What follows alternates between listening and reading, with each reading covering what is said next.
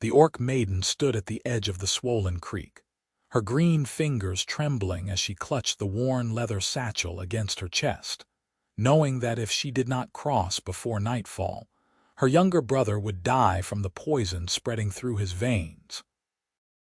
Hessa Crag had never feared water before the flood season arrived, but watching the muddy torrent tear past with branches and debris spinning in its current made her stomach twist with a terror she could not name. She had crossed this creek 100 times in her 17 summers, wading through its gentle flow to gather herbs on the far bank where the willow bark grew thick and the moonpetal flowers bloomed in hidden groves. Today the water ran waist deep and fast enough to knock a grown orc warrior off their feet, and she was no warrior despite her muscular build and the small tusks that protruded from her lower jaw. Behind her, 2 days' walk through the forest. Her brother Garush lay fevered and writhing on his sleeping mat while their mother tried every remedy she knew. The spider bite had turned black and swollen, spreading dark veins up his arm, and only the moonpetal paste could draw out such venom before it reached his heart. Hessa was the clan's herb gatherer, the one who knew where every healing plant grew in the wilderness, and she had promised to return before the 3rd sunset. She took one step into the rushing water and felt it grab at her leg with shocking force. The cold bit through her leather trousers and the current pushed against her calf like a living thing trying to sweep her downstream. She pulled back, breathing hard, hating herself for the fear that made her hands shake. That water will kill you if you try to cross alone. Hessa spun around, dropping into a defensive crouch that her father had taught her years ago, before the human soldiers had killed him in a border raid. Her hand went to the bone knife at her belt as she searched for the source of the voice. A human man stood 20 paces away, his hands raised to show he carried no weapon. He was tall and broad-shouldered with sun-darkened skin and brown hair that hung past his collar. His clothes marked him as a frontiersman: sturdy wool shirt, leather vest, boots that had seen hard use. His face was weathered but not old, perhaps 30 summers, with a short beard and eyes that watched her with careful attention. "Stay back," Hessa growled, her accented human speech rough but clear. Her people had learned the human tongue out of necessity to understand their enemies. "I want no trouble with your kind." "Nor I with yours," the man said quietly. He lowered his hands slowly, making no sudden movements. "But I have been tracking upstream all morning looking for my cattle that broke fence during the storm, and I have seen 3 grown trees go floating past in that water. You will not make it across." "I must." Hessa straightened but kept her hand on her knife. "My brother will die without the medicine I need to gather on the far bank." The human studied her face for a long moment, and she saw something shift in his expression. Not the hatred or disgust she expected from humans, but something else that confused her. Concern, perhaps, though that made no sense. "I know a place upstream where the creek widens and runs slower over rocks," he said. "The water will only be knee-deep there and the current gentle enough to wade. I can show you." "Why would you help an orc?" Hessa demanded, suspicion making her voice harsh. "Your people kill mine. We are monsters to you." "My name is Oliver Stanton," the man said, as if that answered her question. "I have a homestead 2 miles west of here, and I was taught that when someone needs help, you give it. I do not care if you are orc or human or anything else. A sick brother is a sick brother." Hessa searched his face for deception, but found only steady sincerity in his brown eyes. Every instinct told her not to trust a human, that this could be a trap or a trick. But the sun was already past its peak, and she had hours of foraging ahead of her once she crossed. If she spent much longer trying to find another way across, she would lose too much daylight. "Show me this place," she said finally, removing her hand from her knife but keeping her muscles tense and ready. "But if you betray me, I will fight." "Understood," Oliver said with a small nod. He turned and began walking upstream along the bank, glancing back once to make sure she followed. Hessa kept 10 paces between them as they moved through the brush and mud alongside the flooded creek. She watched the way he walked, noting that he favored his left leg slightly, and that he moved with the careful awareness of someone who had spent years in the wilderness. Not a city human then, but a frontiersman who knew the forest. "You said your brother was bitten by a spider," Oliver called over his shoulder. "Was it one of the black ones with the red hourglass marking?" "Yes," Hessa admitted, surprised he would know such a detail. "The widow spider. Its venom is deadly without moonpetal paste to draw it out. My sister was bitten by one when she was 9 years old," Oliver said, pushing aside a low branch and holding it so it would not snap back at her. The gesture seemed unconscious, automatic courtesy. "Our mother used something from the forest to save her. White flowers that only bloomed at night." "Moonpetal," Hessa confirmed, feeling a strange flutter in her chest at the idea that his mother had used the same medicine, that humans and orcs could suffer the same poisons and need the same cures. "They grow near water in shade, beneath the willows." "I know the place you mean," Oliver said. "There is a grove on the far bank, maybe half a mile downstream from where we will cross. The flowers should be blooming now in early summer." They walked in silence for several minutes, following the curve of the creek as it bent northward. The roar of the water grew slightly quieter, and Hessa saw that the channel was indeed growing wider, the angry brown current spreading out over a broader bed. "Here," Oliver said, stopping at a place where the creek ran over a stretch of flat stones. The water still moved swiftly but without the violent turbulence she had seen downstream. "This is the shallowest crossing for miles." Hessa moved to the edge and studied the water. It was perhaps knee-deep as he had promised, running over smooth rocks that she could see beneath the surface. Still treacherous but manageable for someone with her strength. "Thank you," she said stiffly, not quite meeting his eyes. "I can cross here." Oliver nodded but did not move away. He stood watching the water with a slight frown, and Hessa felt her suspicion return. "What?" she demanded. "The current is still strong," he said slowly, "and the rocks will be slippery with moss. If you lose your footing, you will be swept downstream to where the water runs deep and fast." "I am strong enough," Hessa said, though uncertainty gnawed at her confidence. She was strong, yes, stronger than any human woman, but the water had a strength of its own that cared nothing for muscle. "I am sure you are," Oliver agreed. "But I am heavier and my boots have better grip than your foot wraps. Let me help you across." Hessa stepped back instinctively. "No, I will not let a human touch me." "I understand," Oliver said quietly. "Your people have no reason to trust mine. But your brother will die if you do not return with that medicine, and I will not stand here and watch you risk drowning out of pride." The words stung because they were true. Hessa looked at the rushing water, then at the sun sinking steadily toward the horizon, then at this strange human who had no reason to help her, except that he seemed to think it was the right thing to do. "Why do you care?" she asked, and hated that her voice came out almost pleading. "I am nothing to you."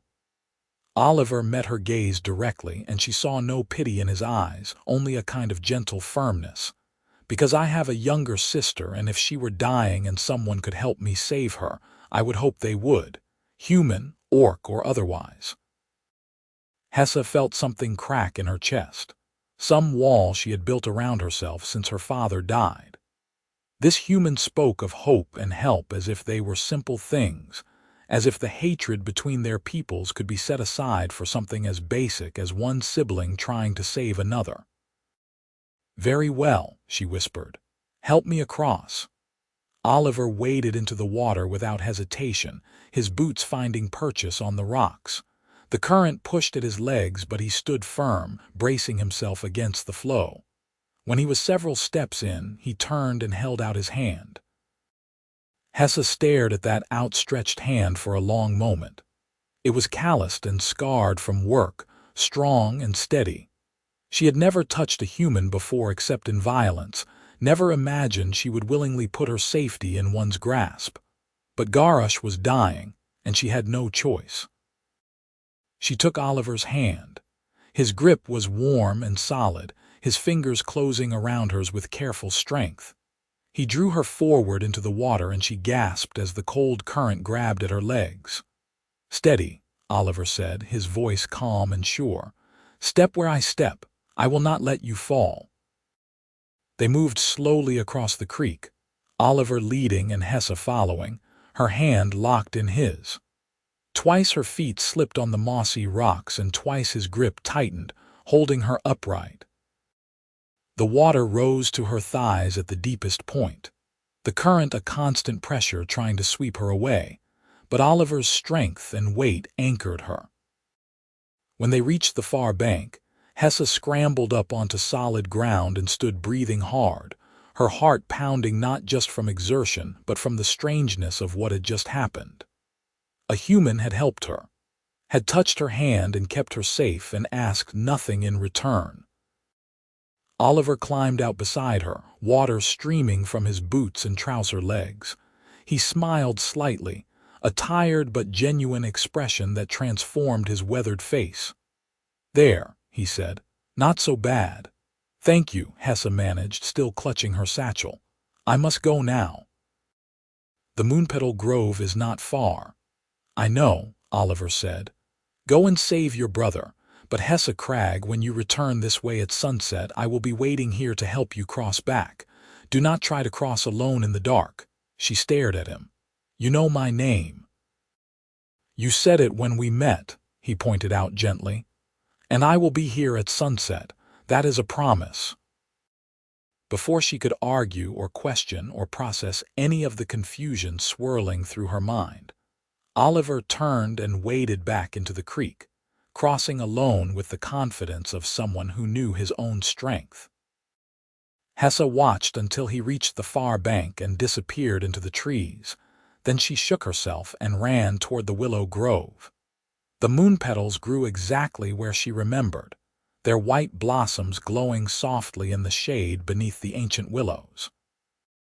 Hessa gathered them carefully, taking only what she needed and whispering the traditional thanks to the forest spirits. She dug up several of the roots as well, knowing they held concentrated medicine, and wrapped everything in damp moss inside her satchel. The work took less time than she expected, and when she finished, the sun still hung well above the western horizon. Hessa sat for a moment beneath the willows, trying to calm her racing thoughts. A human had helped her. Not just any help, but the kind of help that required trust and physical contact and vulnerability. Oliver Stanton had waded into dangerous water and held her hand and promised to wait for her return, all for a dying orc boy he would never meet. Nothing in Hessa's life had prepared her for this. She had been taught that humans were enemies, that they saw orcs as monsters to be killed or driven away. Her own father had died fighting human soldiers who were burning orc settlements along the border. Her clan lived deep in the forest specifically to avoid human contact, trading only with other orc tribes and maintaining their isolation. But Oliver had looked at her and seen someone who needed help. Not a monster, not an enemy, just a sister trying to save her brother. Hessa stood abruptly, angry at herself for these thoughts. One kind human did not change anything. He was an exception, an oddity. She could not let one moment of unexpected decency make her forget everything she knew about his people. She slung her satchel over her shoulder and began the trek back to the crossing point, moving quickly through the forest underbrush. The sun was sinking lower now, painting the sky in shades of orange and pink, and she wanted to cross while there was still good light. When she reached the wide, shallow crossing, Oliver was there as he had promised, sitting on a fallen log near the water's edge. He stood when he saw her approach, and Hessa noticed he had changed into dry trousers and brought a stout walking stick with him. "Did you find what you needed?" he asked. "Yes," Hessa said, touching her satchel protectively. "I have enough moonpetal to cure him." "Good," Oliver said simply. He waded into the water again without being asked, taking up position and holding out his hand. This time Hessa did not hesitate as long before taking it. His grip was just as steady as before, his presence just as reassuring as they made their way across the rushing creek. The evening light turned the water to copper and gold, and Hessa found herself watching Oliver's face as he concentrated on their path, noting the small scar above his right eyebrow and the laugh lines around his eyes. They reached the eastern bank as the sun touched the horizon, and Oliver released her hand with what might have been reluctance. "Will you make it home before full dark?" he asked. "I know the forest paths well," Hessa assured him. "I can run when needed, and my eyes see better in darkness than human eyes. I will be home in 3 hours, maybe less." Oliver nodded, then reached into the pouch at his belt and drew out something wrapped in cloth. "Here, dried venison and journey bread. You have been traveling since dawn and will travel more before you rest. You need to eat." Hessa stared at the offered food as if it were a live snake. "I cannot take your provisions." "You can and you will," Oliver said firmly. "I have plenty more at home, and you have a long run ahead of you." "Please, Hessa, let me help." The sound of her name on his lips sent a strange shiver through her. No human had ever spoken her name with such simple kindness, as if she were just a person and not a monster. She took the wrapped food and tucked it into her satchel beside the moon petals. "Thank you, Oliver Stanton. I do not understand why you helped me, but I am grateful." "Perhaps we can talk more about it when you return this way," Oliver said, and there was something almost hopeful in his voice. "I meant what I said. I judge a person by their actions, not their race." "You are trying to save your brother's life. That makes you brave and loyal and good, no matter what color your skin is." Hessa felt heat rise in her cheeks, a blush she was grateful would not show clearly on her green skin in the fading light. "I must go," she said abruptly, "before the darkness grows full." "Safe travels," Oliver said, and he stood watching as she turned and ran into the forest. Hessa ran through the gathering dusk, her strong legs eating up the miles, her heart pounding with more than just exertion. She ate the food Oliver had given her as she ran, and it was good, the venison well seasoned, and the journey bread dense with nuts and honey. Human food, she thought wonderingly, shared freely. She reached her clan's settlement well before midnight, bursting into the long house where her mother kept vigil over Garash. Her brother looked worse than when she had left, his gray-green skin clammy with fever, his breathing shallow and rapid. "I have the moon petal," Hessa gasped, dropping to her knees beside the sleeping mat. "Help me make the paste." Her mother, Grenna Cragg, moved with swift efficiency born of years as a healer. Together they ground the moonpetal flowers and roots into a thick paste, mixing it with water from the sacred spring. They spread it over Garush's swollen arm and forced some of the mixture between his lips. "Now we wait," Grenna said quietly, placing a cool cloth on her son's forehead. "You have done well, daughter. You crossed the flooded creek." "Yes," Hessa said, but she did not explain how, not yet. She sat with her mother through the long night, watching as the moonpetal paste slowly drew the black poison from Garush's veins. The swelling began to recede, the dark lines fading, his breathing growing steadier. By dawn, Garush's fever had broken. He slept peacefully, his chest rising and falling with normal rhythm, the spider bite reduced to an angry red mark that would heal cleanly. "He will live," Grenna said, touching her daughter's shoulder with gentle affection. "You saved him, Hessa. You brave girl." Hessa accepted her mother's embrace, but her mind was far away, back at the creek where a human man had held her hand and kept her safe and asked nothing in return. The next 3 days passed in a blur of tending to Garrosh and catching up on her other duties. Her brother recovered quickly once the poison was purged, sitting up and demanding food by the 2nd day, teasing Hessa by the 3rd. She told him the story of how she had crossed the flooded creek, though she left out many details about Oliver, unsure how her family would react. "A human helped you," Garrosh said, his young face scrunching with confusion. He was only 14, still growing into his tusks, his shoulders not yet as broad as they would be when he reached his full growth. "Why would a human do that? I do not know," Hessa admitted. "He said he has a sister, and he knows what it means to fear for a sibling." "Humans do not think of us as people," her mother said quietly from where she was grinding herbs at the workbench. "You were lucky, Hessa. He could have hurt you or worse." "But he did not," Hessa argued. "He helped me twice, crossing both ways, and gave me food for my journey. He wants me to come back to talk more." Grenna turned to look at her daughter with eyes that had seen too much loss. "Do not go back, Hessa.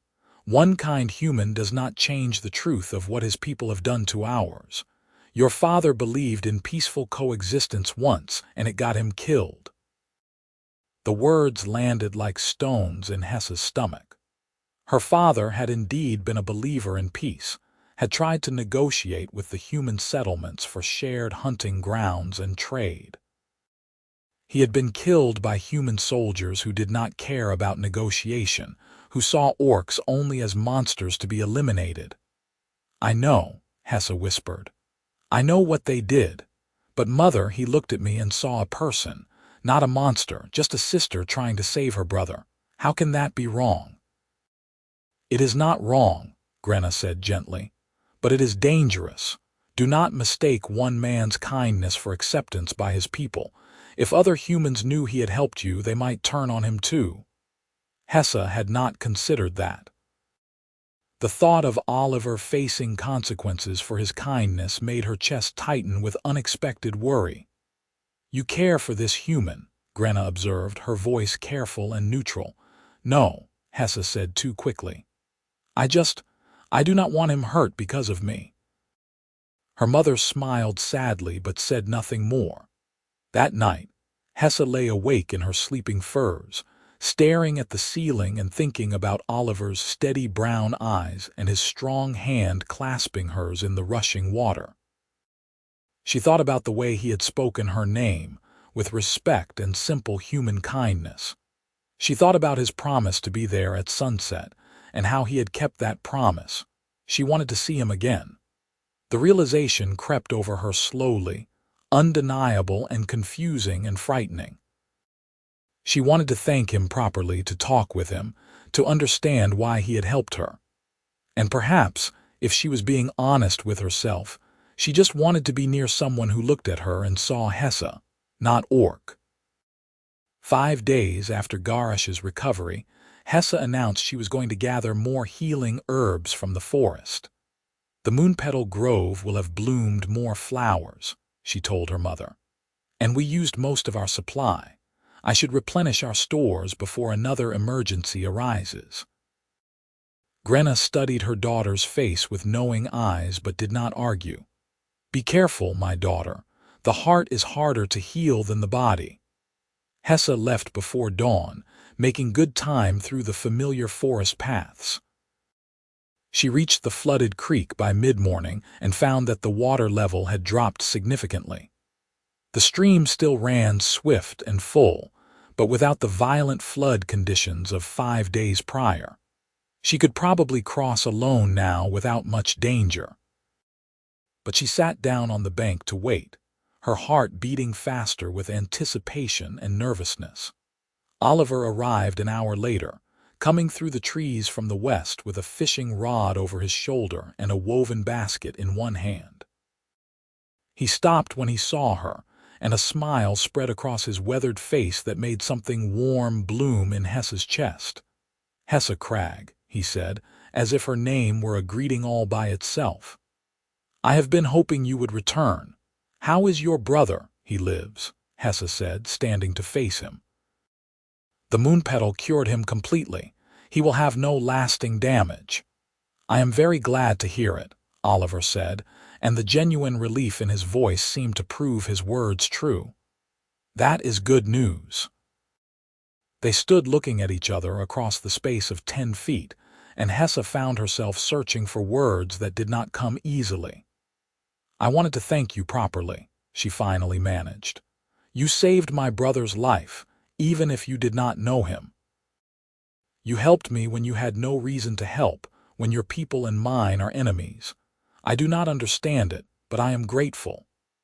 Oliver set down his fishing rod and basket, his expression growing serious. "May I be honest with you, Hessa?" She nodded, her muscles tensing slightly with wariness. "I was raised on stories about orcs," Oliver said quietly. "Told that your people were savages and monsters that you raided and killed without mercy. I believed those stories for most of my life. I served in the territorial militia for 5 years, and I stood guard against orc raids that never came. I carried that prejudice like a weight."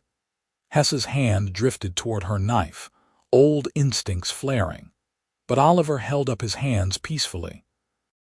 "Then 3 years ago, during a harsh winter, I found an orc child caught in one of my animal traps," he continued. "A boy, maybe 8 years old, with his leg broken and bleeding. He was terrified of me, crying and trying to get away despite the injury. And I realized in that moment that he was just a child who had wandered too far from home and made a mistake. Not a monster, just a scared kid." "What did you do?" Hessa asked, her voice barely a whisper. "I freed him from the trap and splinted his leg as best I could," Oliver said. "Then I carried him to the edge of orc territory and left him where his people would find him. I never told anyone in the settlement what I had done, because I knew they would not understand. But from that day forward, I could not believe the stories anymore. I had looked into that boy's eyes and seen a person, and I could not unsee it." Hessa felt tears prick at her eyes. "You showed him mercy." "I showed him basic decency," Oliver corrected gently. "The same kind I would show to any injured child. And when I saw you at the creek 5 days ago, so determined to save your brother despite your fear, I saw that same truth again. You are not a monster, Hessa Crag. You are a brave young woman who loves her family, and that deserves to be honored." A tear slipped down Hessa's cheek, hot against her green skin. No one outside her own people had ever spoken to her this way, had ever acknowledged her as fully and completely human in spirit if not in body. "We are taught that humans hate us," she said, her voice thick with emotion. "That you kill us because you see us as animals, as things. My father died trying to make peace with your people, and they killed him for it." "I know," Oliver said softly, "and I am sorry. There is hatred and fear on both sides, and innocent people pay the price. But Hessa, I do not want to be part of that cycle. I want to be someone who sees people for who they are, not what they are. And I see you." The words hung in the air between them, weighted with meaning that made Hessa's breath catch. She took a step forward, then another, until only a few feet separated them. "I see you too," she whispered. "And I do not understand what that means or what I am supposed to do with these feelings, but I see you, Oliver Stanton." Oliver smiled, and it was like the sun coming out from behind clouds. "Perhaps we can start by being friends. I know the risk is great for both of us, but I would like to know you better if you are willing." "Yes," Hessa said immediately, surprised by her own certainty. "Yes, I would like that." They spent that day together by the creek.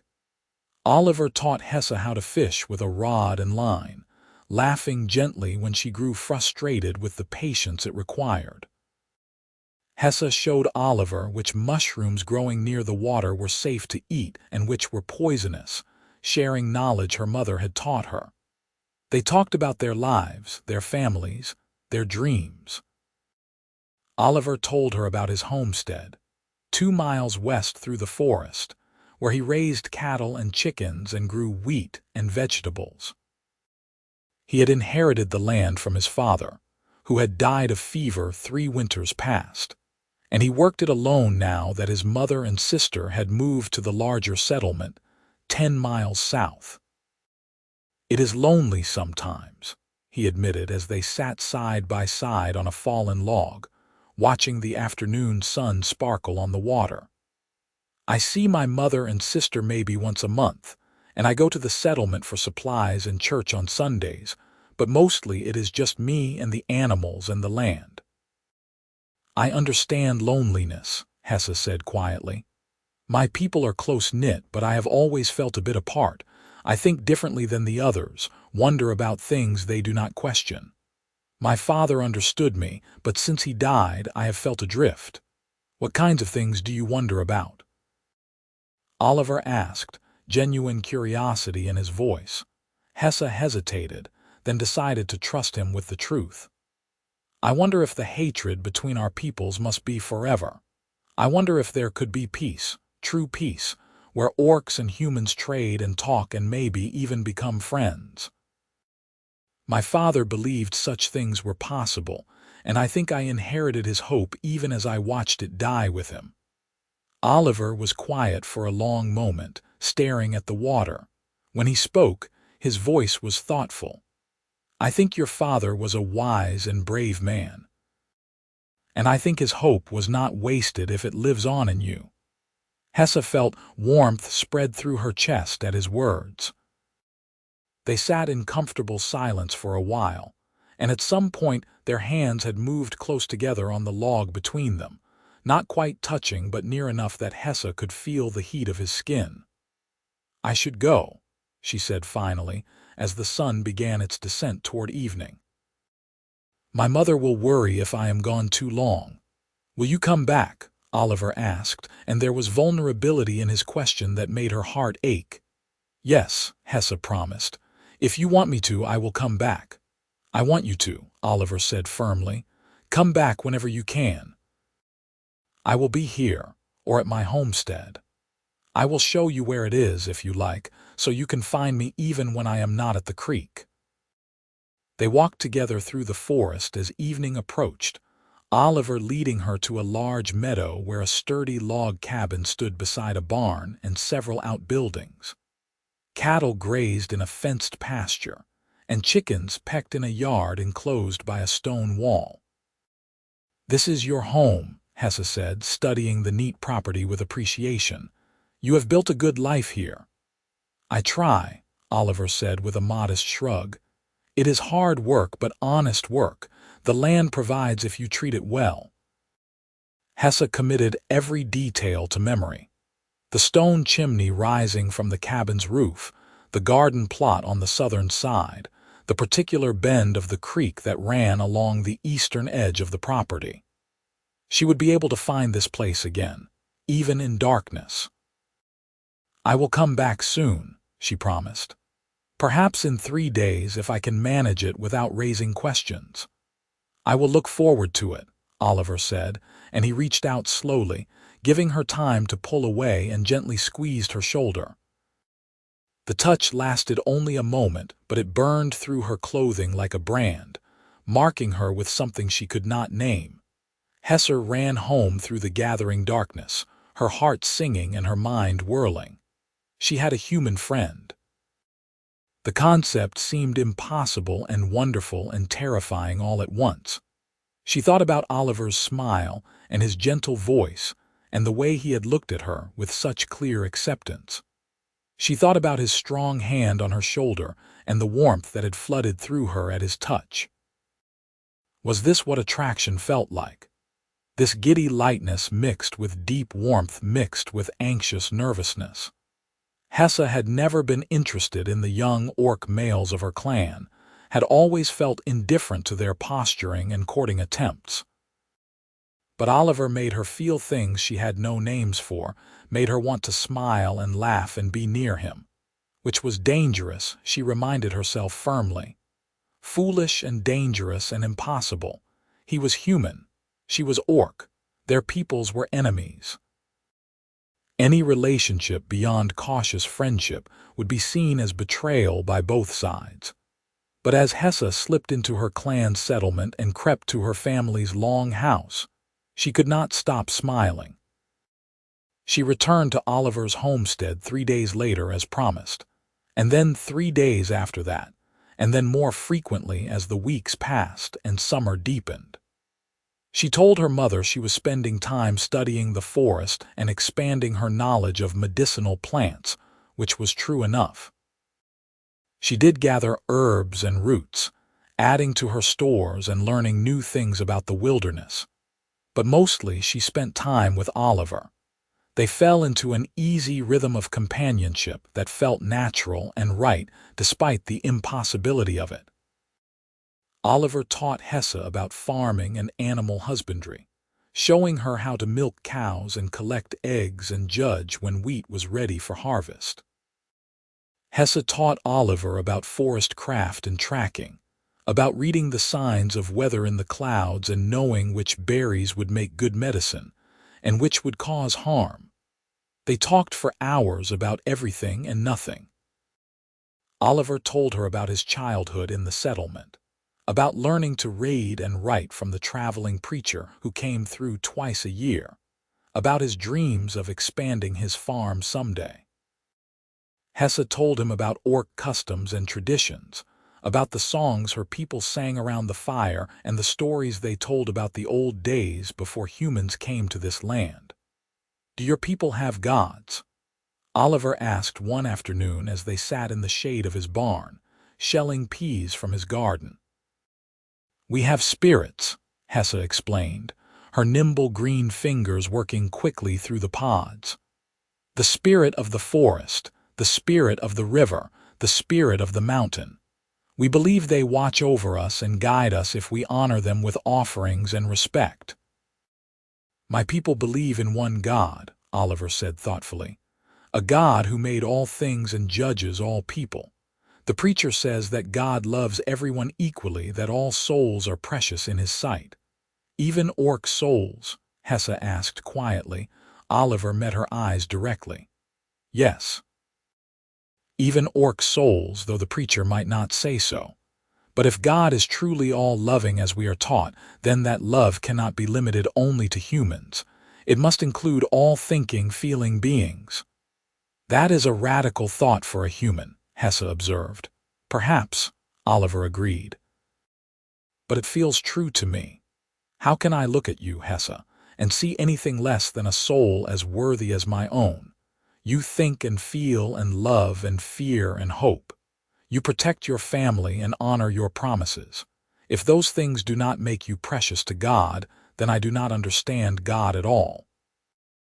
Hessa felt her throat tighten with emotion. "You are unlike any human I have ever heard of, Oliver Stanton." "Perhaps you have not heard of enough humans," Oliver said with a slight smile. "Surely I cannot be the only one who sees the truth." "You are the only one I have met," Hessa admitted. "The only one who has shown me kindness without fear or hatred." They sat in silence for a while, the only sounds the whisper of pea pods being split and the distant lowing of cattle in the pasture. Hessa found herself watching Oliver's hands as he worked, noting the scars and calluses that marked a lifetime of labor, the gentle efficiency of his movements. She wondered what it would feel like to hold his hand properly, not in a rush to cross dangerous water but in simple affection and connection. The thought made her heart race, and she quickly pushed it away. Such feelings were foolish and could lead nowhere good. But the feelings refused to be pushed away entirely. As the summer wore on and the days grew long and hot, Hessa found herself thinking about Oliver at odd moments when she should have been focused on other things. She thought about him when she woke in the morning, wondering what he was doing.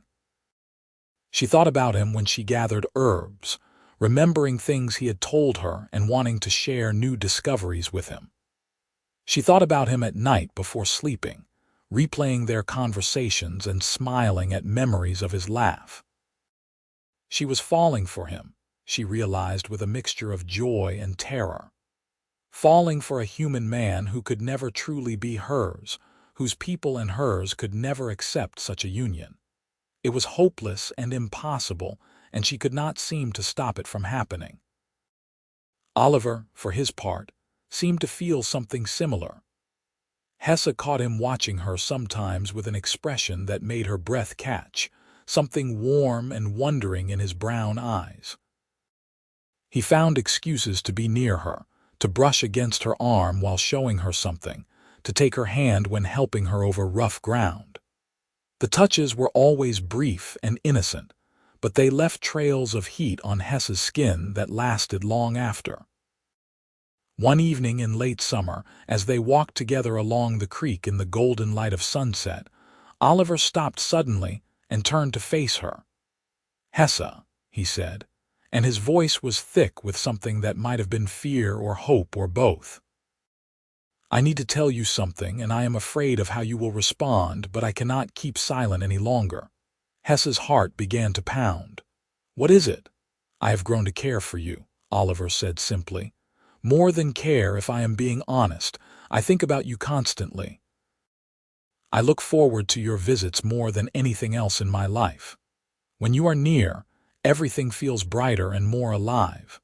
I know this is foolish and impossible, but I have fallen in love with you, Hessa Crag."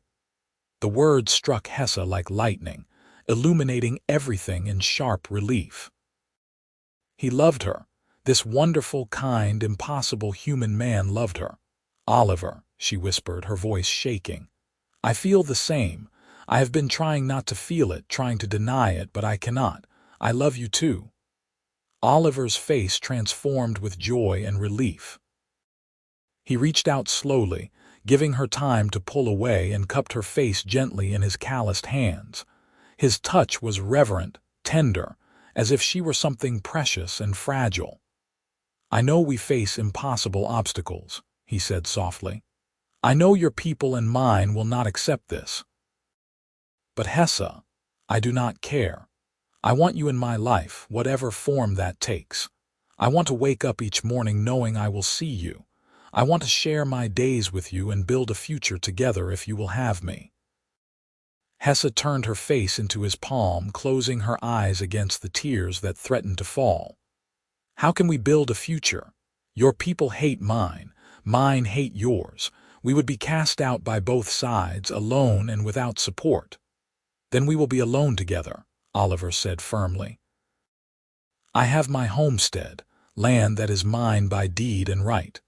We can live here, away from both our peoples, and make our own life. It will be hard, I know, but I would rather face hardship with you than comfort without you." "I would lose my family," Hessa said, though her heart was already making the choice her mind feared. "My mother, my brother, they would not understand." "Perhaps they would surprise you," Oliver suggested gently. "Your mother knows you have been coming here. She must suspect something. And your brother is young enough to see with clearer eyes than the older generation. Give them a chance to accept this before you assume they will reject you." Hessa opened her eyes and looked up into Oliver's face, seeing the love and hope and determination written there. Could it be possible? Could she really choose this path, this impossible love? "Yes," she heard herself say, the word coming from somewhere deep and true inside her. "Yes, Oliver, I will build a future with you. I will face whatever comes because I cannot imagine facing it without you." Oliver's smile was like the sun rising, bright and warm and full of promise. He leaned down slowly, giving her every opportunity to pull away, and pressed his lips gently to her forehead in a kiss that held all the tenderness and reverence she had ever dreamed of. They stood together in the golden evening light, human and orc, two souls who had found each other against all odds and chosen love over hate, hope over fear. But the world, as they both knew, would not make their choice easy. Hessa returned home that night with her heart both soaring and heavy. She knew she would have to tell her mother soon that she could not keep this secret much longer. The thought terrified her, but Oliver's words echoed in her mind. Give them a chance. She found her mother sitting by the fire in their long house, mending a tunic by the flickering light. Garash was already asleep on his mat in the corner, snoring softly. "Mother," Hessa said quietly, sitting down across the fire, "I need to tell you something." Grenna looked up from her mending, her weathered face unreadable. "You are in love with the human who helped you cross the creek." It was not a question. Hessa felt her mouth fall open in surprise. "I have eyes, daughter," Grenna said with a slight smile. "And I remember what it looks like when someone falls in love. You have been walking on air for weeks now, distracted and dreamy." It was not hard to guess where your heart had gone. "You are not angry?" Hessa asked carefully. "I am afraid," Grenna admitted, setting down her mending. "I am afraid you will be hurt, that this human will betray you, or that his people will harm you. I am afraid you will choose him over your family and your clan. But angry? No, child. You are too much like your father to choose anything but what your heart believes is right, and I could not be angry at you for that." Tears spilled down Hessa's cheeks. "I love him, Mother. I love him so much it frightens me, and he loves me too. He wants me to live with him at his homestead, to build a life together despite what our peoples believe." "That is a hard path," Grenna said softly. "You will face rejection and hatred from both sides. Some will call you traitor. Some will call him pervert. You will be alone in ways you cannot yet imagine." "I know," Hessa whispered, "but I would rather walk that hard path with him than an easy path without him." Grenna was silent for a long moment, staring into the fire. When she spoke again, her voice was thick with emotion. "Your father would have been proud of you," she said. "He dreamed of a world where orc and human could live in peace, where love could bridge the divide between our peoples. He died before seeing that dream realized, but perhaps you will live to make it real. If this human truly loves you and honors you, then I will not stand in your way." "Thank you, Mother," Hessa sobbed, moving around the fire to embrace her. "Thank you for understanding." "I do not fully understand," Grenna admitted, holding her daughter tight. "But I trust you, and I trust that you would not give your heart to someone unworthy. Bring him here, Hessa. Let me meet this Oliver Stanton who has won my daughter's love. Let me see with my own eyes if he is worthy." 3 days later, Hessa brought Oliver to her clan's settlement. She was terrified, her stomach twisting with anxiety as they approached through the forest. Oliver seemed calm on the surface, but she noticed his hand kept drifting to his belt as if reaching for a weapon he had wisely left behind. "My people will be suspicious," Hessa warned him as the long houses came into view through the trees. "Some may be hostile.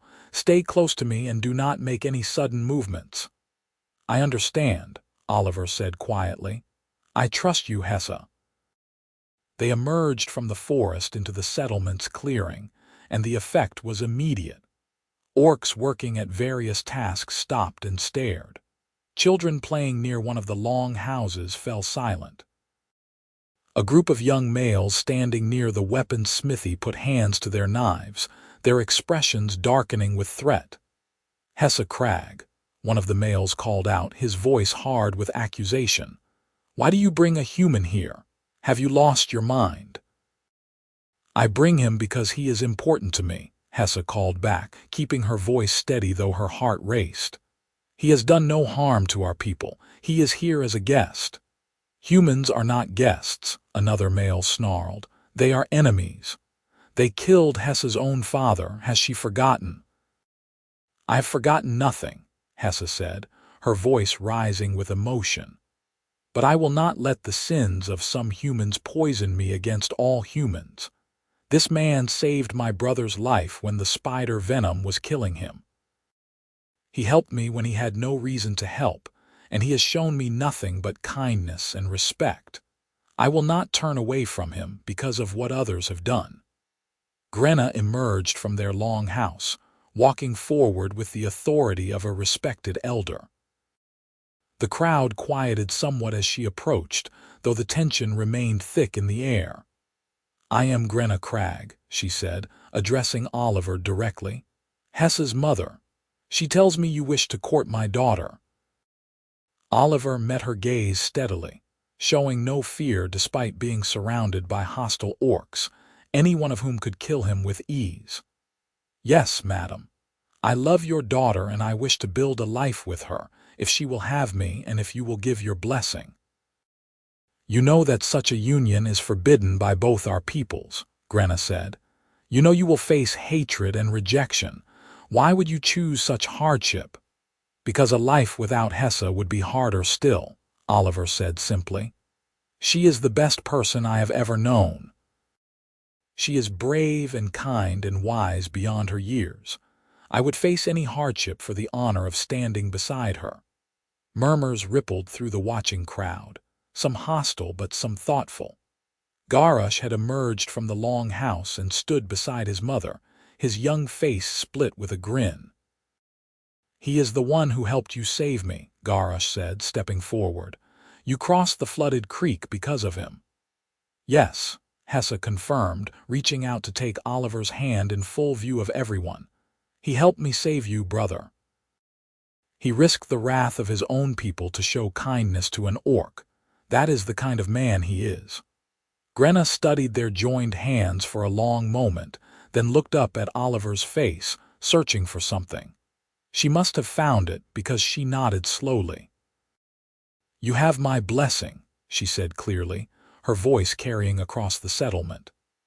"I do not give it lightly or without concern, but I believe my daughter has chosen well, and I will not stand in the way of her happiness. Let it be known that Oliver Stanton is welcome in this settlement as Hessa's chosen mate." The crowd's reaction was mixed. Some orcs nodded in acceptance, trusting Grenna's judgment. Others muttered angrily and turned away, clearly disapproving. The group of young males near the smithy stood with arms crossed, their expressions promising trouble ahead. But for now, the immediate threat had passed. Oliver had been accepted, if not warmly then, at least officially. It was more than Hessa had dared to hope. She turned to Oliver and saw the relief and joy in his eyes, and her heart swelled with love for this brave man who had walked into an orc settlement to claim his right to court her. "Now you must meet my people," Oliver said quietly as they walked back through the forest that evening. "If your mother was willing to meet me, I must give my own family the same respect." Hessa's stomach clenched with new anxiety. She had faced her clan's judgment and survived, but the thought of facing human prejudice felt even more daunting. Orcs might be fierce and direct in their hostility, but humans could be cruel in more insidious ways. "Will your mother accept me?" she asked. "I honestly do not know," Oliver admitted, "but she deserves the chance to try. I will go see her tomorrow and explain the situation. Then, if she is willing, I will bring you to meet her." The next afternoon, Oliver rode his horse to the larger settlement where his mother and sister lived, leaving Hessa to wait anxiously at his homestead. She spent the time cleaning his cabin, partly to keep busy and partly because she could not help noticing that he lived like a bachelor, with little attention to comfort or organization. Oliver returned as the sun was setting, his expression unreadable as he dismounted. "What did she say?" Hessa asked, her heart in her throat. "She wants to meet you," Oliver said carefully. "She is concerned, worried for me. But she said if I love you, then she needs to see for herself what kind of person you are. We are to go for Sunday dinner in 3 days. 3 days had never passed so slowly. Hessa second-guessed everything, worrying about what to wear and what to say and how to act. Oliver tried to reassure her, but she could tell he was nervous too. When Sunday came, they set out together on horseback, Hessa riding behind Oliver with her arms around his waist. The larger settlement appeared through the trees after an hour's ride. A collection of perhaps 40 buildings clustered around a central square with a church and general store. People stopped and stared as they rode through the settlement. Hessa felt the weight of human eyes on her, saw women pull their children close and men reach for weapons. The hostility was palpable, pressing against her skin like a physical force. "Ignore them," Oliver murmured. "Eyes forward. We are just passing through to my mother's house." His mother's cottage was on the far edge of the settlement, a neat building with a flower garden and white-painted fence. Oliver's sister was already there, standing in the doorway with her arms crossed. She was perhaps 20 years old, with her brother's brown hair and a pretty face marred by an expression of deep suspicion. "This is Sarah," Oliver said as they dismounted. "Sarah, this is Hessa Crag." Sarah's eyes traveled over Hessa from head to toe, taking in her green skin, her tusks, her pointed ears. Her expression did not soften. "You are really going through with this insanity," she said to Oliver. "I hoped you would come to your senses." "Sarah, please," Oliver said quietly. "We talked about this. Be civil." "Civil?" Sarah's voice rose. "Oliver, she is an orc. Our people and theirs have been killing each other for generations." "Father died in a raid, father died of fever," Oliver interrupted firmly. "And you know it. Do not rewrite history to justify prejudice." Before Sarah could respond, the cottage door opened, and an older woman emerged. She had gray hair pulled back in a bun and Oliver's kind eyes set in a face lined with age and care. She looked at Hessa with curiosity rather than immediate hatred, which was more than Hessa had expected. "I am Margaret Stanton," she said. "Oliver's mother, you must be Hessa." "Yes, madam," Hessa said, attempting a respectful nod. "Thank you for agreeing to meet me." Margaret studied her for a long moment, then nodded toward the cottage. "Come inside. I have dinner ready and we should talk." The meal was awkward but not hostile. Margaret asked Hessa careful questions about her life and her family, about orc customs and beliefs. Hessa answered honestly, aware that she was being evaluated but determined not to hide who she was. Sarah remained silent and sour throughout, picking at her food and glaring occasionally at her brother. "Oliver tells me you love each other," Margaret said finally, setting down her fork. "That you wish to make a life together." "Yes, madam," Hessa confirmed, reaching under the table to take Oliver's hand. "I know this seems impossible and wrong to you. I know you have reason to fear and distrust orcs. But I love your son with all my heart, and I swear to you that I would never hurt him." "And what about children?" Sarah demanded suddenly. "Have you thought about that? What kind of life would half-breed children have? They would be rejected by everyone, human and orc alike." "Sarah," Oliver said sharply, but Hessa held up her hand. "She is not wrong to ask. It is something Oliver and I have discussed. We know that any children we have would face hardship and prejudice from both our peoples. But we also believe that love is stronger than hate, and that our children would be raised to be proud of both their heritages. We would teach them to be bridges between our peoples, not torn between them." Margaret was silent for a long time, her eyes moving between her son and the orc woman he loved. Finally, she sighed deeply. "I cannot say I understand this," she said slowly. "I cannot say I am happy about it, but Oliver, you are my son and I trust your judgment. If you say this woman is worthy of your love, then I will try to believe you. I will not turn my back on you." "Thank you, mother," Oliver said, his voice thick with relief and gratitude. "Do not thank me yet," Margaret said with a slight smile. "I am not promising to like this or to accept it easily, but I am promising to try. For your sake, I will try." It was more than Hessa had dared to hope. She felt tears prick her eyes as she nodded to Margaret. "Thank you. That is all we ask." Sarah remained unconvinced and hostile, but at least she did not actively sabotage the dinner. As Hessa and Oliver prepared to leave, Margaret pulled her son aside for a private word. Hessa pretended not to listen, but her keen orc hearing picked up the quiet conversation. "Be careful, Oliver," Margaret murmured. "I mean it. There are people in this settlement who will not accept what you are doing. Some of them are dangerous. Watch your back and keep that girl safe." "I will, Mother," Oliver promised. "I will protect her with my life if I must."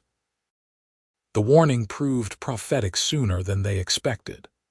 3 weeks later, as summer began to fade toward autumn, trouble came to Oliver's homestead. Hessa was staying with him more often now, spending several days at a time learning how to manage the farm and make the cabin feel like home.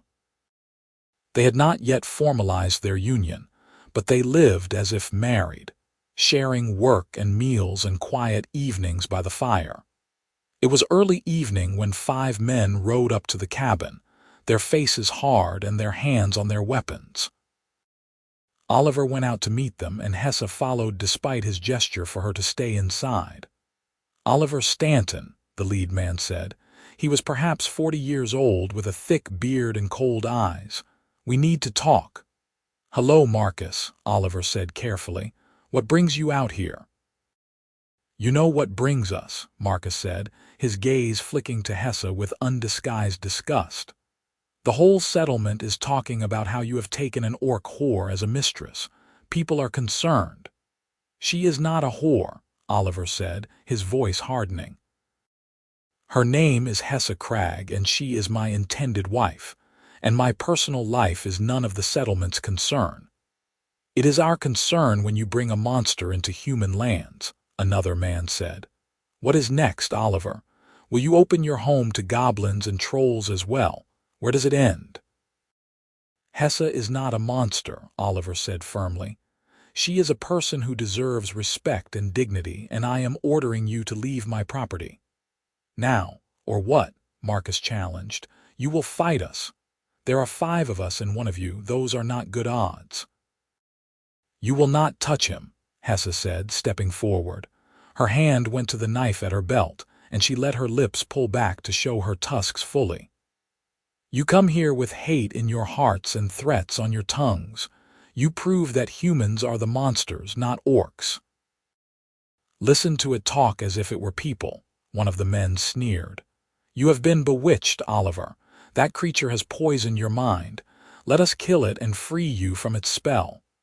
The men began to dismount, drawing weapons. Oliver moved to stand beside Hessa, and she saw that he had grabbed a pitchfork from where it leaned against the cabin wall. "I am warning you," Oliver said, his voice deadly serious. "Leave now, or I will defend my home and my woman with whatever force is necessary." Marcus laughed. "You would fight your own people for an orc. You truly are lost." What happened next happened fast. Marcus lunged forward, drawing his hunting knife. Oliver swung the pitchfork in a wide arc, forcing him back. 2 other men moved to flank them, and Hessa pulled her bone knife and dropped into a fighting crouch. She was faster and stronger than the humans, her orc physiology giving her advantages they had not anticipated. When the first man tried to grab her, she twisted away and slashed his arm, drawing blood.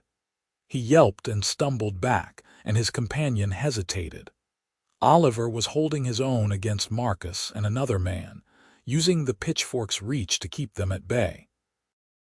But there were too many attackers, and Hessa knew they could not win this fight without someone getting seriously hurt or killed. "Stop!" A woman's voice rang out across the property. "Stop this right now!" Everyone froze. Margaret Stanton rode into the yard on a brown mare, her face set with fury. Behind her came Sarah and 2 other men from the settlement that Hessa did not recognize. "Margaret," Marcus said, lowering his knife slightly. This does not concern you. It concerns me very much, Margaret said coldly, dismounting with surprising agility for her age. My son's life concerns me. And you men should be ashamed of yourselves, coming here with violence and hate. He is living with an orc, one of the men protested. It is unnatural, wrong. What is unnatural is attacking your neighbor on his own land, Margaret shot back. Oliver has broken no law, he has harmed no one. What he does in his personal life is between him and God, not between him and you. You support this, Marcus demanded. I support my son, Margaret said firmly, and I will not stand by while men I thought were decent turn into a mob. Now, all of you, get off this property before I report you to the territorial marshal for attempted assault. The threat of legal consequences seemed to penetrate where reason had not. The 5 men backed away slowly, mounting their horses with sullen expressions. This is not over, Marcus warned. The settlement will not tolerate an orc living among us. The settlement does not have a say, Oliver replied coldly. This is my land, legally deeded. I will live here with whom I choose, and if anyone tries this again, I will defend my property with lethal force if necessary. Consider yourselves warned. The men rode away, and Hessa released a breath she had not realized she was holding. Her hands were shaking, and she felt Oliver's arm come around her shoulders, pulling her close. Are you hurt? He asked urgently. No, Hessa managed.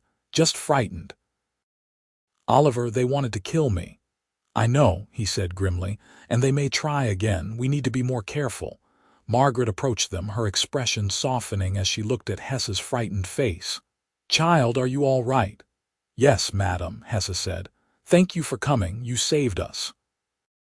I heard Marcus and his friends talking in the general store about teaching Oliver a lesson, Margaret explained. I gathered Sarah and some friends and rode as fast as we could.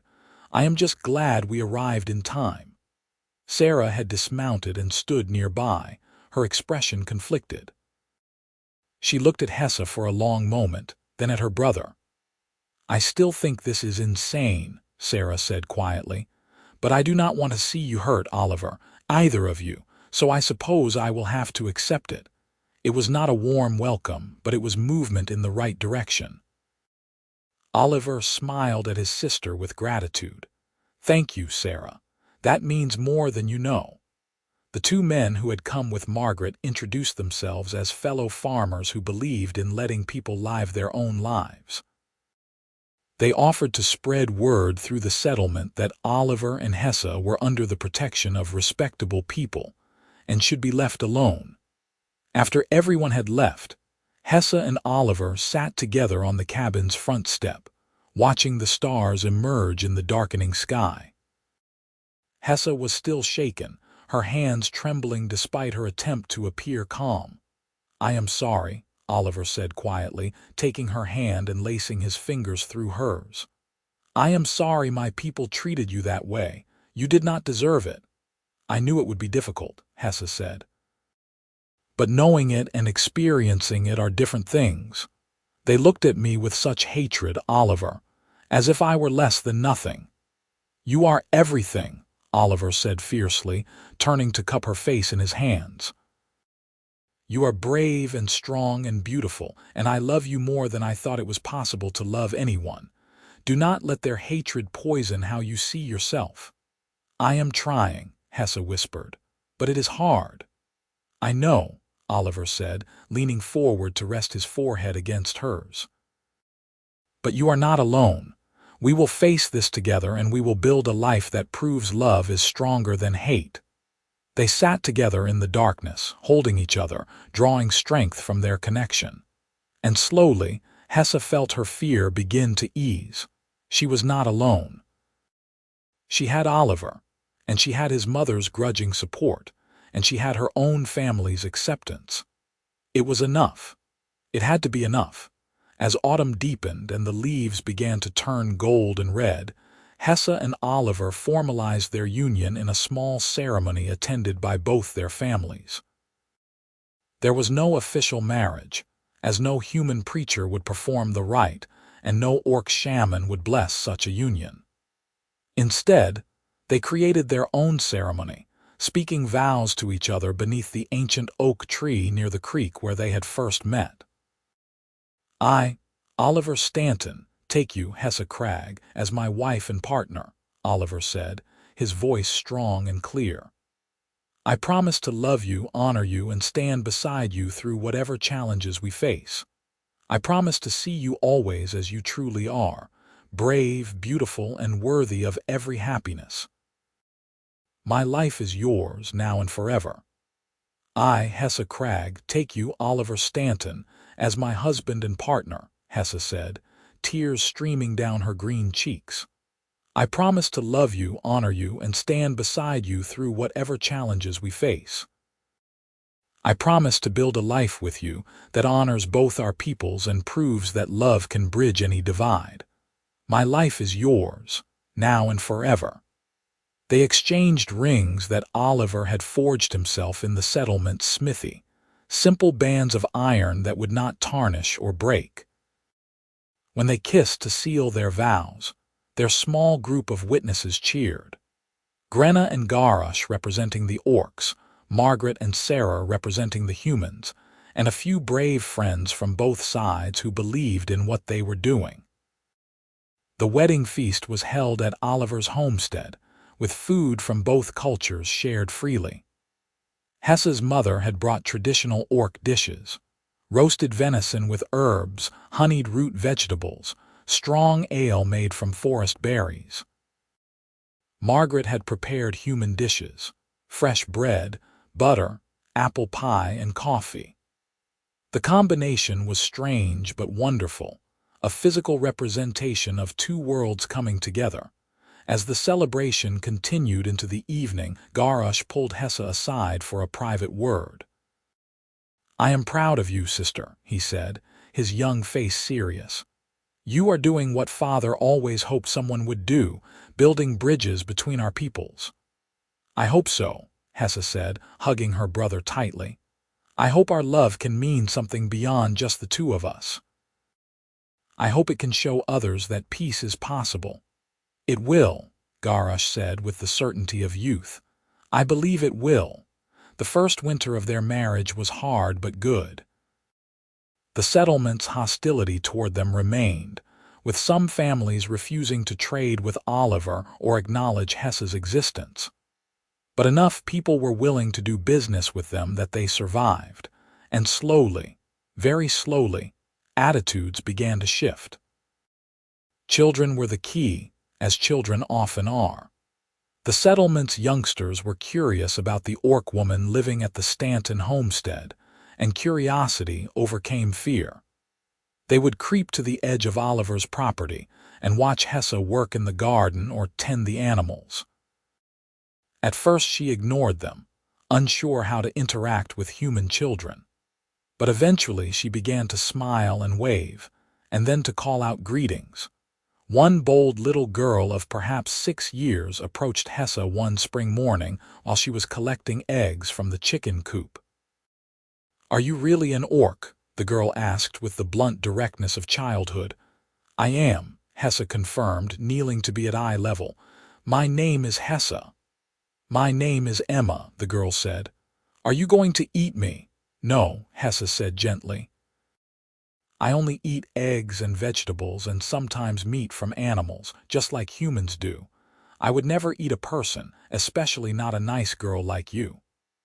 "Oh," Emma said, visibly relieved. "That is good. My mother says orcs are monsters, but you do not seem very monstrous."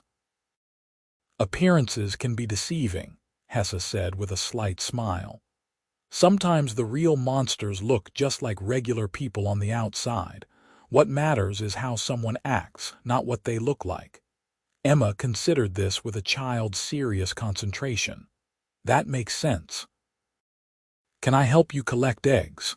From that day forward, Emma became a regular visitor, and other children followed her example.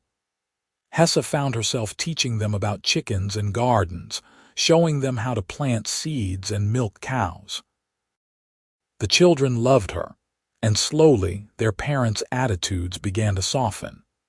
It was hard to maintain hatred for someone who was teaching your child useful skills and treating them with obvious affection. By the time summer arrived again, Hessa felt cautiously optimistic about their situation. They had survived a year of marriage and were thriving. Oliver's farm was more productive than it had ever been with two people working it. They had enough food and income to live comfortably. And most importantly, they were happy together. Hessa discovered she was pregnant in late summer, 2 months after their first anniversary. The realization came slowly, with missed moon cycles and morning sickness that her mother recognized immediately when Hessa visited the Orc settlement. "You are carrying a child," Grenna said with certainty and joy. "My first grandchild." Hessa felt joy and terror in equal measure. A child, a half-human, half-orc child who would belong fully to neither world. She thought of Sarah's harsh words about half-breed children and felt fear clutch at her heart. "What if the baby is rejected by everyone?" she asked her mother. "What if our child grows up alone and hated?" "Then the child will have you and Oliver," Grenna said firmly, "and that will be enough." "Love is always enough, daughter. Your father taught me that, and I believe it still." Hessa told Oliver that evening as they sat together on their cabin porch watching the sunset. His reaction was everything she could have hoped for: pure joy and wonder and immediate protective love. "A baby," he breathed, placing his hand gently on her stomach as if he could already feel the tiny life within. "Hessa, we are going to be parents. Are you frightened?" she asked. "Terrified," he admitted with a laugh, "but also more excited than I have ever been. This child will be the best of both of us, the best of both our peoples. Our living proof that love can create miracles." The pregnancy progressed smoothly through the autumn months. Hessa's orc physiology meant she remained strong and capable of work longer than human women typically could, though Oliver tried to make her rest more than she wanted. They prepared the cabin's small second room as a nursery, building a cradle together and sewing baby clothes from soft fabric that Margaret provided. News of the pregnancy spread through both the human settlement and the Orc clan, and reactions were predictably mixed. Some humans muttered about abominations and unnatural unions. Some orcs worried about the child being too weak, too human. But many people, both human and orc, expressed cautious congratulations and hope. The baby came in early spring, arriving 3 weeks before Hessa had expected. The labor was long and difficult, complicated by the fact that the child was larger than a typical human baby, but positioned differently than an orc infant would be. Oliver sent for his mother and Hessa's mother both, and the two women worked together to help Hessa through the birth. When the baby finally emerged, wailing loudly, both grandmothers gasped in wonder. "A girl," Grenna announced, tears streaming down her face. "A beautiful, perfect girl." The baby was indeed perfect, though unique in her heritage. She had her father's brown hair and her mother's green-tinged skin, a pale jade color that was neither fully orc nor fully human. Her ears were slightly pointed but not dramatically so. She had tiny tusks, barely visible bumps that might grow more prominent with age or might remain subtle. "She is beautiful," Oliver whispered, holding his daughter for the first time with shaking hands. "Hessa, she is perfect." "What will we name her?" Hessa asked, exhausted but radiating joy as she watched her husband cradle their child. They had discussed names for months, wanting something that honored both their heritages. "Hope," Oliver said softly. "I want to name her Hope because that is what she represents.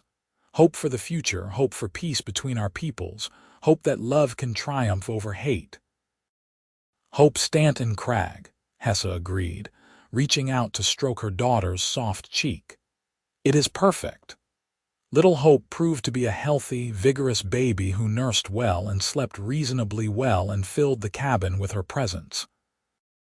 Oliver was a devoted father, walking the floor with her at night when she fussed, singing human lullabies while Hessa sang orc songs. They took turns caring for her, sharing every responsibility equally. The settlement's reaction to Hope was the turning point that Hessa and Oliver had hardly dared to hope for.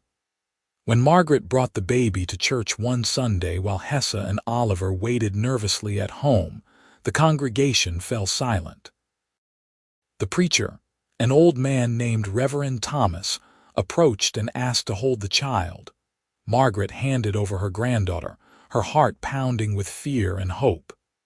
The Reverend studied Hope's small face, taking in her unusual coloring and her mixed features. Then he smiled, a genuine expression of delight.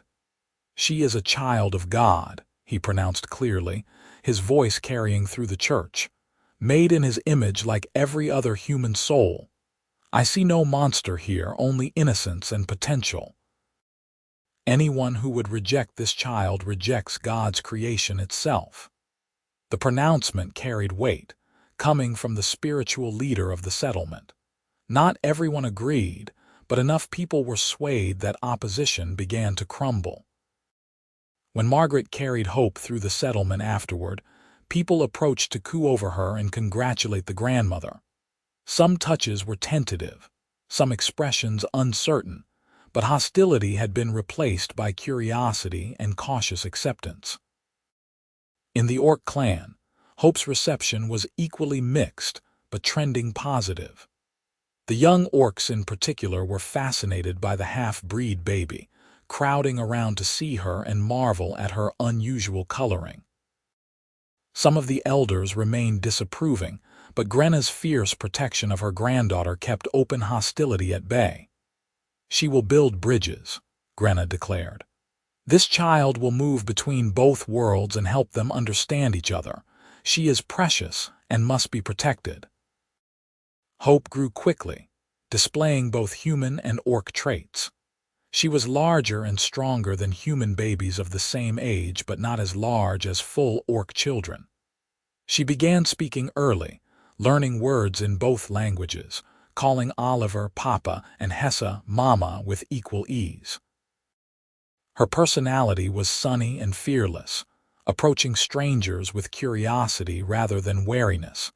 By the time Hope was 2 years old, she had become something of a mascot for both communities. The human children loved playing with her, and the orc children treated her as a novelty and delight. She moved easily between both worlds, spending time at her grandmother's homes in both the settlement and the clan, absorbing both cultures. For Hessa and Oliver, watching their daughter thrive was the greatest joy of their lives. They had faced so much opposition and doubt, had been told their love was wrong and unnatural, had been warned that any children they had would suffer. But Hope was living proof that they had been right to follow their hearts. One evening when Hope was 3 years old, Hessa and Oliver sat on their porch watching their daughter play in the yard with a mixture of human and orc children who had come to visit. The scene would have been unthinkable 5 years ago. Human and orc youngsters playing together, laughing and chasing each other without fear or hatred. "We did it," Hessa said softly, leaning against her husband's shoulder. "We actually did it. We changed things."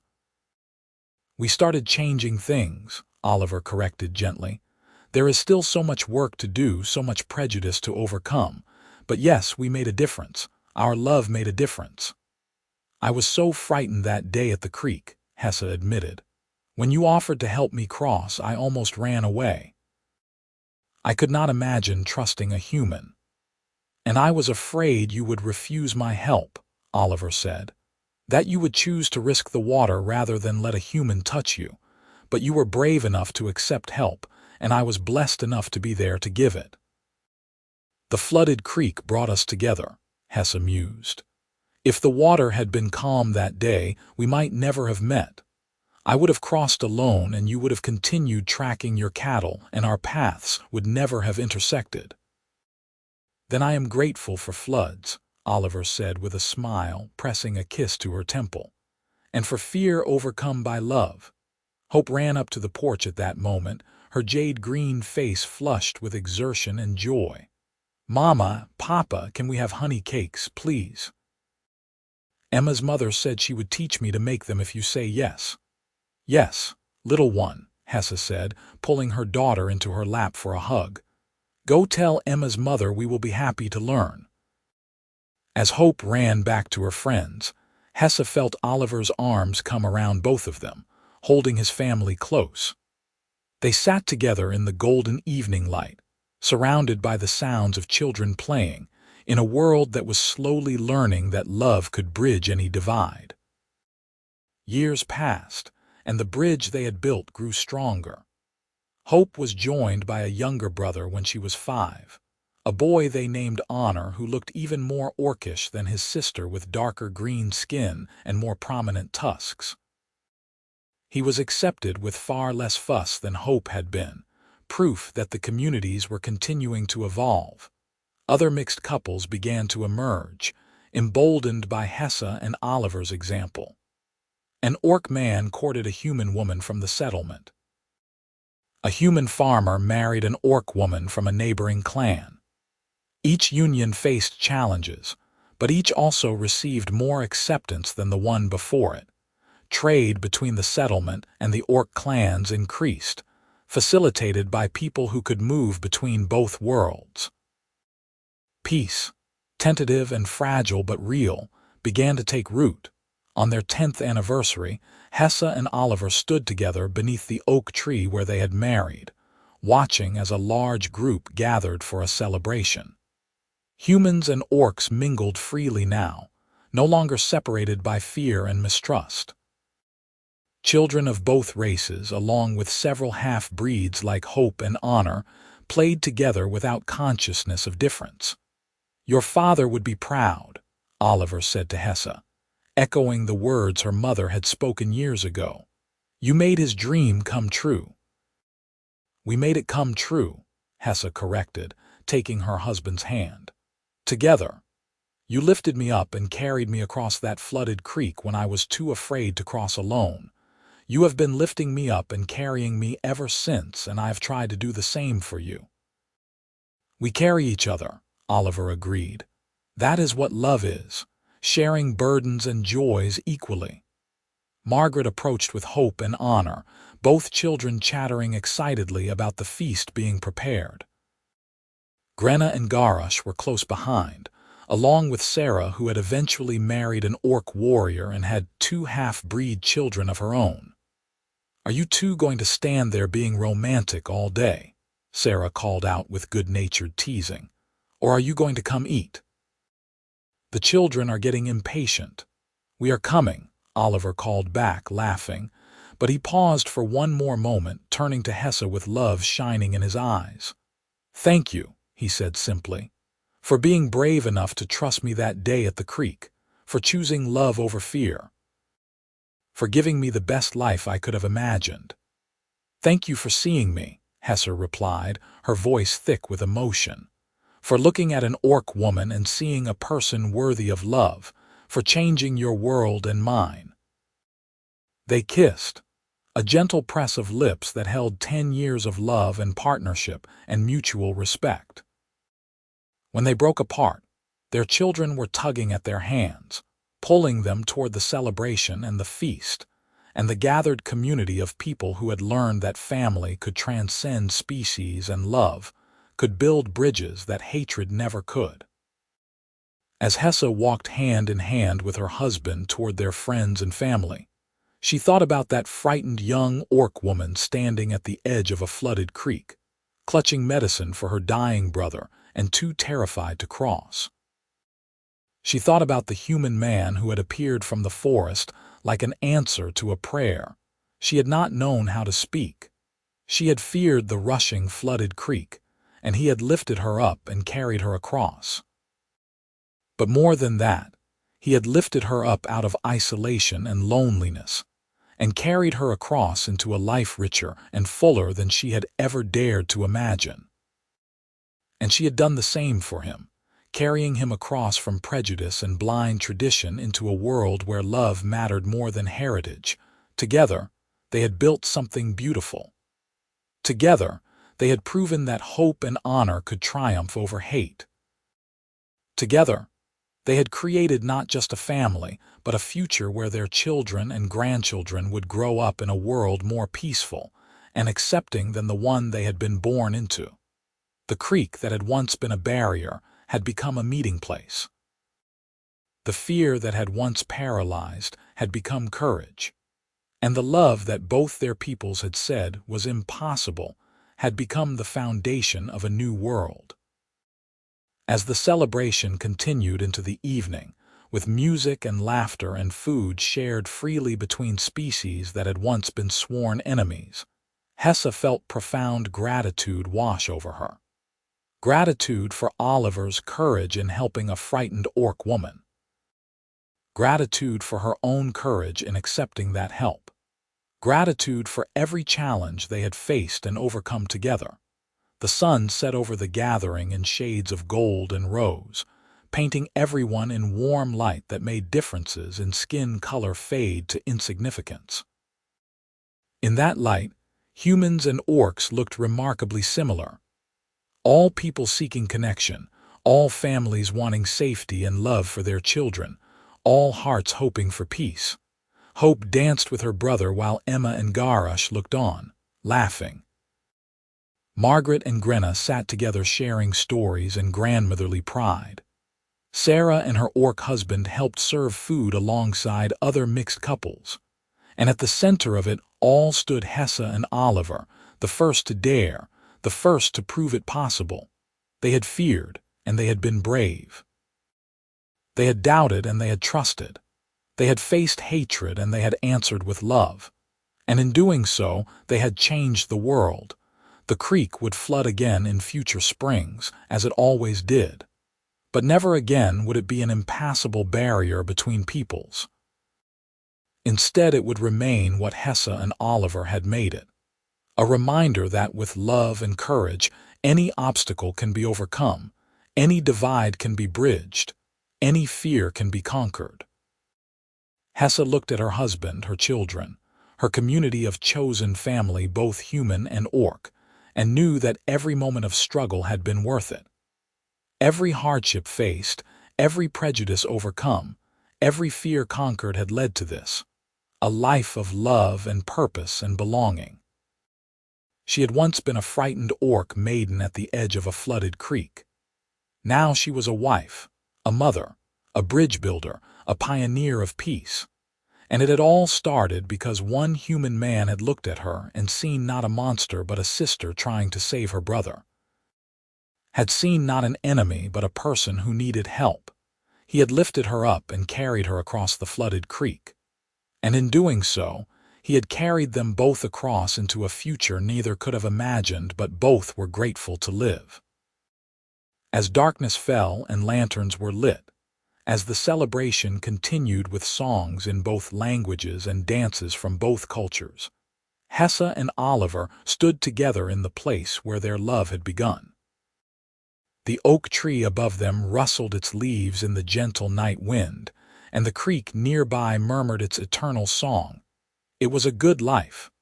A hard life sometimes, but a good one, filled with love and family and purpose. Filled with hope for tomorrow and honor for the sacrifices that had made today possible.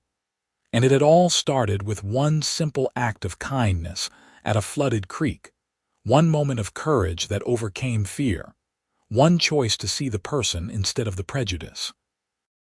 That, Hessa thought as she leaned into her husband's embrace, was the true miracle. Not that they had fallen in love despite the odds, but that they had chosen to see each other truly. And in that seeing, in that recognition of shared humanity, despite external differences, they had discovered the key to breaking down walls that others had said were unbreakable. The celebration continued long into the night, and Hessa and Oliver remained at the heart of it, surrounded by the love they had built and the community they had helped create. When they finally walked home together, as the first stars of dawn began to fade, their children sleepy in their arms, they knew they had lived up to the promise they had made to each other 10 years ago beneath this same oak tree. They had loved each other. They had honored each other. They had stood beside each other through every challenge. And they had proven, beyond any doubt, that love was stronger than hate, hope more powerful than fear, and courage more enduring than prejudice. The flooded creek had been just the beginning. The bridge they had built together would stand for generations, a testament to what two people could accomplish when they chose love over fear, trust over suspicion, hope over despair.